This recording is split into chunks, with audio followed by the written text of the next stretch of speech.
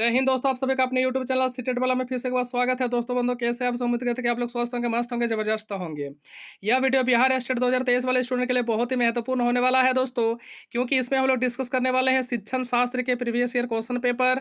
मतलब स्टेट 2020 में जो है दोस्तों, शिक्षण शास्त्र से अर्थात टीचिंग एप्टीट्यूड से किस प्रकार का क्वेश्चन पूछा गया था दोस्तों, वो सारे क्वेश्चन को इसमें हम लोग डिस्कस करने वाले हैं। और यह वीडियो आप लोगों के लिए बहुत ही ज़्यादा महत्वपूर्ण होने वाला है। इसीलिए दोस्तों मैं आप लोगों से आग्रह करना चाहता हूं कि वीडियो को स्किप नहीं कीजिएगा, वीडियो को पूरा देखिएगा, क्योंकि ये इस वीडियो से बहुत सारा क्वेश्चन आपका है स्टेट 2023 में पूछ सकता है। ठीक है, तो चलिए दोस्तों वीडियो को शुरू करें। वीडियो को शुरू करने से पहले दोस्तों आप लोगों से छोटा सा अनुरोध है, यदि हमारे चैनल पर आप लोग नए हैं तो दोस्तों हमारे चैनल को लाइक कीजिएगा, सब्सक्राइब कीजिएगा और अपने दोस्तों के साथ इसे ज़्यादा से ज़्यादा शेयर कीजिएगा, क्योंकि आपका एक प्यारा सा लाइक करना ही हमारा मेहनत का फल होता है। तो चलिए दोस्तों वीडियो को शुरू कर रहे हैं। जैसे कि दोस्तों मैं आप लोगों को बताया कि यहाँ पे हम लोग टीचिंग एप्टीट्यूड का क्या करेंगे दोस्तों, previous year question paper discuss करेंगे एस्टेट। ठीक है, तो ये सारा का सारा क्वेश्चन जो है दोस्तों एस्टेट 2020 का है। यहाँ से बहुत सारे ऐसे महत्वपूर्ण क्वेश्चन है जो दोस्तों जो कि एस्टेट 2023 के लिए बहुत ही ज़्यादा इंपॉर्टेंट है।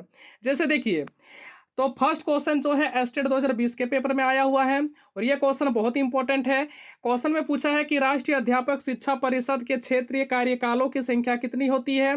देखिए दोस्तों, अगर कहा जाए कि राष्ट्रीय अध्यापक शिक्षा परिषद जिसको हम लोग एनसीटीई के नाम से जानते हैं, उसके क्षेत्रीय कार्यकालों की संख्या कितनी है, तो दोस्तों इसका आंसर हो जाएगा 4।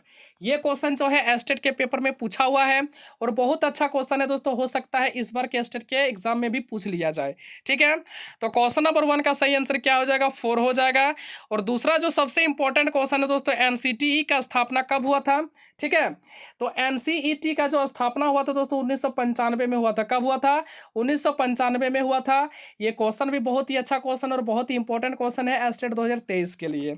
अगला प्रश्न देखो, क्वेश्चन नंबर 3, एनसीईआरटी का स्थापना कब हुआ था। ये भी क्वेश्चन बहुत ही अच्छा क्वेश्चन है और बहुत ही इंपॉर्टेंट क्वेश्चन है और ये क्वेश्चन आया हुआ है। तो याद रखिएगा, एनसीईआरटी का जो स्थापना हुआ था दोस्तों, वो हुआ था 1961 में। कब हुआ था? 1961 में इसका स्थापना हुआ था। अगला प्रश्न देखो, क्वेश्चन नंबर 4, कि किस विचारक ने शिक्षा को मानव निर्माण की प्रक्रिया के रूप में स्वीकार किया। यह क्वेश्चन भी आया हुआ दोस्तों एस्टेट 2020 के पेपर में और यह क्वेश्चन बहुत ही महत्वपूर्ण क्वेश्चन है। तो इस क्वेश्चन का सही आंसर क्या हो जाएगा, स्वामी विवेकानंद ने स्वीकार किया। ने क्या स्वीकार किया कि शिक्षा को मानव निर्माण की प्रक्रिया कहा जाता है। ठीक है, और यह क्वेश्चन जो है एस्टेट 2020 के पेपर में आया हुआ है। हो सकता है ये वाला क्वेश्चन इस बार भी पूछ ले। अगला प्रश्न देखिए, कि मानव व्यवहार का विकास किस बात पर निर्भर करता है। तो याद रखिएगा कि मानव का व्यवहार जो होगा वो किस प्रकार का होगा, तो सबसे पहले जो है दोस्तों फैमिली के ऊपर, उसके बाद दोस्तों सराउंडिंग के ऊपर डिपेंड होता है। अगर हम फैमिली बोले तो दोस्तों हो गया परिवार, और अगर हम लोग सराउंडिंग बोले तो दोस्तों कि जिस परिवेश में वो रहता है। ठीक है, यानी जिस प्रकार का परिवार में रहता है और जिस प्रकार का परिवेश में रहता है दोस्तों, मानव का व्यवहार उसी प्रकार से होता है। ठीक है, अगला प्रश्न देखो, क्वेश्चन नंबर 6, यानी भारतीय शिक्षा आयोग का नाम बदल करके क्या रखा गया। यह क्वेश्चन बहुत इंपॉर्टेंट है। तो सबसे पहले कोठारी आयोग का नाम क्या था, तो सबसे पहले कोठारी आयोग का नाम था भारतीय शिक्षा आयोग, और भारतीय शिक्षा आयोग का ही नाम को चेंज करके क्या रखा गया ना, कोठारी आयोग रखा गया। ठीक है, तो दोस्तों मेरे भाई मेरे बंधु मेरे आप लोग क्वेश्चन नंबर 6 तक डिस्कस कर लिए। यहाँ तक आप लोगों को समझने में किसी प्रकार का कोई दिक्कत है दोस्तों? हमें लगता है किसी प्रकार का कोई दिक्कत नहीं होना चाहिए। अगला क्वेश्चन देखो दोस्तों, क्वेश्चन नंबर 7, और ये क्वेश्चन जो है बहुत ही अच्छा क्वेश्चन और बहुत ही ज्यादा इंपॉर्टेंट क्वेश्चन है स्टेट 2023 के लिए। देखिए क्वेश्चन क्या पूछा है, तो क्वेश्चन में पूछा कि कोठारी आयोग का स्थापना कब हुआ था। तो याद रखिएगा दोस्तों कि कोठारी आयोग का जो स्थापना हुआ था वो 14 जुलाई 1964 को हुआ था। कब हुआ था? 14 जुलाई 1964 को इसका स्थापना हुआ था। किसका ना, कोठारी आयोग का। यह क्वेश्चन बहुत इंपॉर्टेंट है स्टेट 2023 के लिए। ठीक है, अगला प्रश्न देखो, क्वेश्चन नंबर 8, तो क्वेश्चन नंबर 8 जो है कि कौन सा तत्व बालक के सामाजिक विकास को इफेक्ट नहीं करता है। तो याद रखिएगा कि तर्क शक्ति जो है एक ऐसा तत्व है जो बालक के सामाजिक विकास को इफेक्ट नहीं करता है। तो बालक के सामाजिक विकास को कौन कौन इफेक्ट करता है दोस्तों? सबसे पहले हो गया दोस्तों कि आपका परिवार होगा, जिसको हम लोग वंशानुक्रम के नाम से जानते हैं। उसके बाद वातावरण होगा दोस्तों। ठीक है, उसके बाद स्वास्थ्य होगा। ये तत्व जो होता है सामाजिक विकास को क्या करती, इफेक्ट करते हैं, लेकिन तर्क शक्ति जो होता है दोस्तों सामाजिक विकास को इफेक्ट नहीं करता है। अगला प्रश्न देखो, क्वेश्चन नंबर 9, कि कौन सा तत्व बालक के विकास को आंतरिक रूप से इफेक्ट नहीं करते। आंतरिक रूप से मतलब अंदर वाला रूप से। ठीक है, तो आंतरिक रूप से जो दोस्तों देखिए रखिएगा कि भौतिक वातावरण का कोई काम नहीं है ना। यानी भौतिक वातावरण का जो है आंतरिक के इफेक्ट से कोई भी लेना देना नहीं है। इसलिए क्वेश्चन नंबर 9 का सही आंसर क्या हो जाएगा? क्वेश्चन नंबर 9 का सही आंसर हो जाएगा भौतिक वातावरण। और ये क्वेश्चन जो दोस्तों आपका एस्टेट 2020 के पेपर में पूछा हुआ है। देखिए, ज्ञान मीमांसा का अर्थ क्या होता है? ज्ञान मीमांसा का अर्थ क्या होता है दोस्तों? ये क्वेश्चन जो है एस्टेट 2023 के लिए बहुत ही इंपॉर्टेंट है। तो याद रखिएगा कि ज्ञान मीमांसा जो होता है, ज्ञान की प्रकृति का अध्ययन करना ही क्या होता है? ज्ञान मीमांसा होती है, सॉरी ज्ञान मीमांसा होता है। ठीक है, तो क्वेश्चन नंबर 10 का आंसर क्या हो जाएगा? ज्ञान की प्रकृति का अध्ययन। ठीक है, क्वेश्चन नंबर 11 देखिए, एक बालक के समाजीकरण की प्रक्रिया कहाँ से शुरू हो जाती है? तो आपको पता होना चाहिए जन्म से ही शुरू हो जाता है। ठीक है, कोई भी बालक है दोस्तों उसका समाजीकरण की प्रक्रिया जो होती है वो जन्म से ही शुरू हो जाती है। अगला प्रश्न देखिए, क्वेश्चन नंबर 12, सामाजिक विकास का सिद्धांत किसने दिया था? सामाजिक विकास का सिद्धांत दिया है लेव सिमोनोविच वाइगोस्की, है ना। तो वाइगोस्की कहते हैं, क्या कहते हैं दोस्तों कि वाइगोस्की कहते हैं कि बच्चे जो होता है वो कहाँ पर रह करके सीखता है? परिवेश में रह करके सीखता है। लेकिन जीन पियाजे का क्या मानना है? जीन पियाजे का मानना है कि जैसे जैसे बच्चा जो होता है दोस्तों बड़ा होता है वैसे वैसे उसका जो होता है माइंड का डेवलपमेंट होता जाता है। लेकिन यहाँ पे वाइगोस्की का मानना है कि एक बच्चा जो होता है अपने समाज में रह करके सीखता है, जिस प्रकार का परिवेश में रहता है उसी प्रकार से सीखता है। तो फिलहाल याद रखिएगा दोस्तों, सामाजिक विकास का सिद्धांत किसने दिया है? तो सामाजिक विकास का सिद्धांत दिया है लेव सिमोनोविच वाइगोस्की ने। तो दोस्तों मेरे भाई मेरे बंधु मेरे, आप लोग क्वेश्चन नंबर 12 तक डिस्कस कर लिए। यहाँ तक आप लोगों को समझने में किसी प्रकार का कोई दिक्कत है दोस्तों? हमें लगता है किसी प्रकार का कोई दिक्कत नहीं होनी चाहिए। अगला प्रश्न देखिए दोस्तों, तो अगला प्रश्न में पूछा कि ना कक्षा शिक्षण कैसा होना चाहिए? तो एक कक्षा है दोस्तों, उसमें शिक्षण कैसा होना चाहिए? तो शिक्षण होना चाहिए बाल केंद्रित, मतलब शिक्षा ऐसा होना चाहिए दोस्तों जो बच्चों को समझ में आए। ठीक है, नहीं तो आप इंग्लिश बोले जा रहे हैं, कोई भी टॉपिक को पढ़ाने के लिए गए हैं और इंग्लिश आप बोले जा रहे हैं और बच्चों को कुछ भी समझ में नहीं आ रहा, इस प्रकार का शिक्षण नहीं होना चाहिए। शिक्षण कैसा होना चाहिए दोस्तों? एक कक्षा में, तो कक्षा में शिक्षण होना चाहिए बाल केंद्रित। बाल केंद्रित अर्थात क्या होता है दोस्तों? ना बच्चों को ठीक से समझ में आ सके, बच्चे जो है शिक्षण कार्य में रुचि ले सके, उसको हम लोग बाल केंद्रित बोलते हैं। ठीक है, तो क्वेश्चन नंबर 13 का सही आंसर क्या हो जाएगा? क्वेश्चन नंबर 13 का सही आंसर हो जाएगा बाल केंद्रित। अगला प्रश्न देखो, क्वेश्चन नंबर 14, जब एक भाषा के वाक्य में दूसरी भाषा के शब्दों का प्रयोग होता है तो उसे हम लोग क्या कहते हैं? तो याद रखिएगा उसको हम लोग कोड मिश्रण के नाम से जानते हैं। तो 14 नंबर क्वेश्चन का सही आंसर क्या हो जाएगा? कोड मिश्रण इसका सही आंसर हो जाएगा।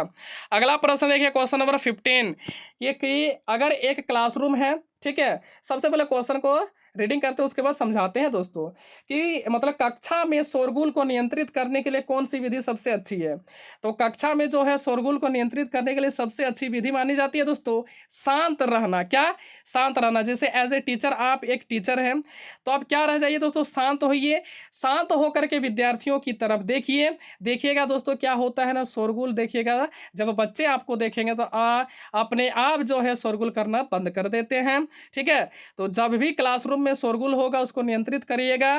तो आप लोग भी कौन सा विधि अपनाइएगा ना? शांत रहिएगा। ठीक है, जैसे ही विद्यार्थी आपके ऊपर लुक करेगी, देखेगी, तो विद्यार्थी को समझ में आएगा कि अब हम लोग को हल्ला नहीं करना चाहिए। ठीक है, तो क्वेश्चन नंबर 15 का सही आंसर क्या हो जाएगा? शांत रहकर विद्यार्थी की तरफ देखना क्या है ना, कक्षा में शोरगुल को नियंत्रित करने की सबसे अच्छी विधि कहलाती है।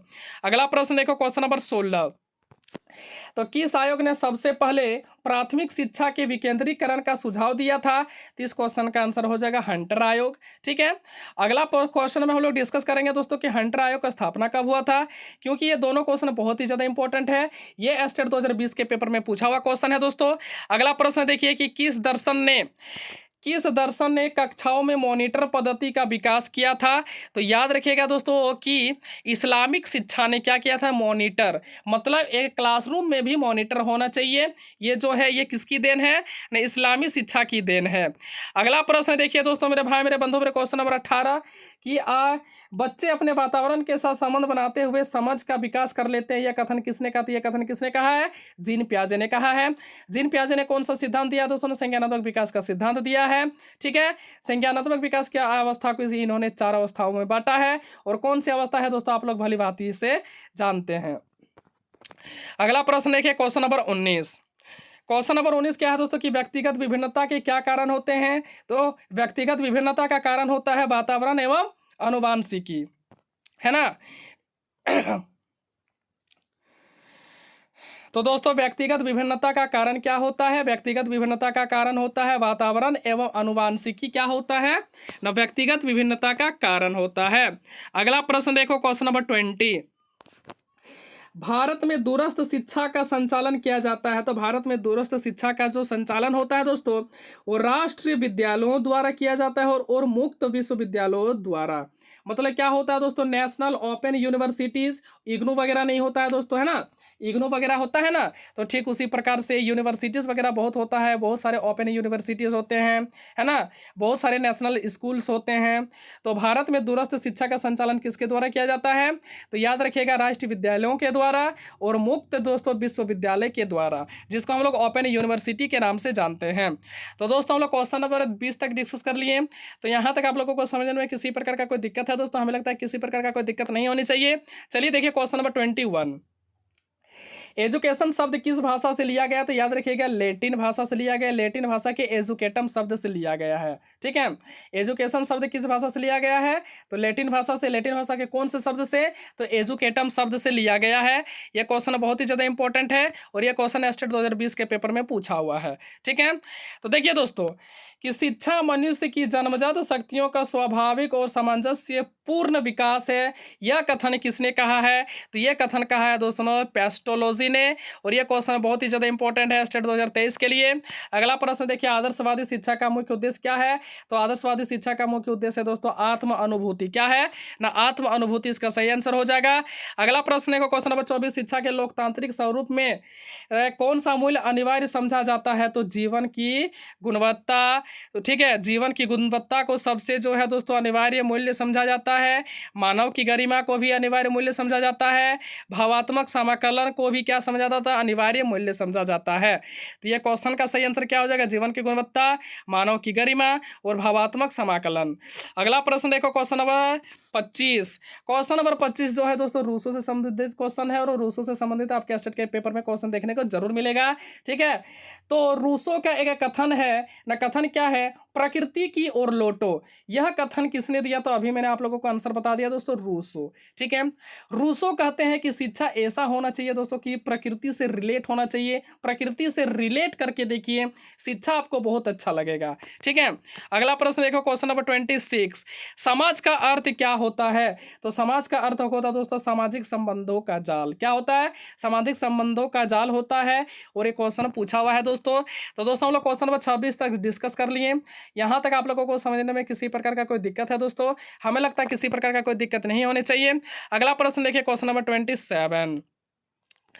क्वेश्चन नंबर 27 क्या है कि शिक्षकों के लिए शिक्षा समाजशास्त्र का अध्ययन महत्वपूर्ण क्यों है? क्योंकि दोस्तों कि व्यक्ति और समाज जो है एक दूसरे से जुड़े हुए हैं। व्यक्ति और समाज जो है वे एक दूसरे से जुड़े हुए हैं। ठीक है, इसीलिए एक अध्यापक को समाजशास्त्र का अध्ययन करना बहुत ही जरूरी है। ठीक है, अगला प्रश्न देखो, क्वेश्चन नंबर 28। स्कूल को एक लघु समाज क्यों माना जाता है? स्कूल को एक लघु समाज इसीलिए माना जाता है क्योंकि स्कूल बच्चे समाज में वयस्क सदस्यों के रूप में विकसित होते हैं। स्कूल में ही क्या होता है दोस्तों? बच्चे वयस्क होते हैं। ठीक है, और वे समाज के रूप में विकसित होते हैं, इसीलिए स्कूल को एक लघु समाज के रूप में जाना जाता है। स्कूल को समाज का लघु रूप किसने कहा? तो याद रखिएगा, जॉन डेवी ने कहा है। और यह भी क्वेश्चन बहुत ही अच्छा क्वेश्चन है। और इस वीडियो का लास्ट क्वेश्चन दोस्तों, क्वेश्चन नंबर 30 कि कौन सा तत्व भारतीय लोकतंत्र की सफलता हेतु सबसे अधिक महत्वपूर्ण है? तो शिक्षित जनता। जब तक जनता शिक्षित नहीं होगी दोस्तों, लोकतंत्र सफल नहीं होगा। तो लोकतंत्र की सफलता हेतु सबसे अधिक महत्वपूर्ण है शिक्षित जनता। यहाँ पे एग्जाम में क्वेश्चन पूछ लिया जाता है दोस्तों, लेकिन यहाँ पे जो है हम लोग निजी जिंदगी में इसको अप्लाई नहीं करते हैं। क्वेश्चन पूछा जाता है कि गणित विषय के पिछड़ेपन का क्या कारण है, इसमें या ये होता है। ठीक है, भारतीय लोकतंत्र की सफलता हेतु क्या अधिक महत्वपूर्ण है? तो शिक्षित जनता होना चाहिए, शिक्षित नेता होना चाहिए, लेकिन रहता ही नहीं है। ठीक है, तो दोस्तों मेरे भाई मेरे बंधु मेरे उम्मीद करते हैं कि यह वीडियो आप लोगों को अच्छा लगा होगा। तो दोस्तों मेरे भाई मेरे बंधु मेरे अगर वीडियो अच्छा लगा तो दोस्तों वीडियो का अंत में एक प्यारा सा लाइक जरूर कीजिएगा, क्योंकि आपका एक प्यारा सा लाइक करना हमारी मेहनत का फल होता है। तो चलिए दोस्तों इस वीडियो में इतना ही डिस्कस करते हैं, मिलते हैं नेक्स्ट वीडियो पर। तब तक के लिए आप लोगों का बहुत बहुत धन्यवाद वीडियो का अंत तक देखने के लिए। और वीडियो के अंत में दोस्तों जय हिंद जय भारत।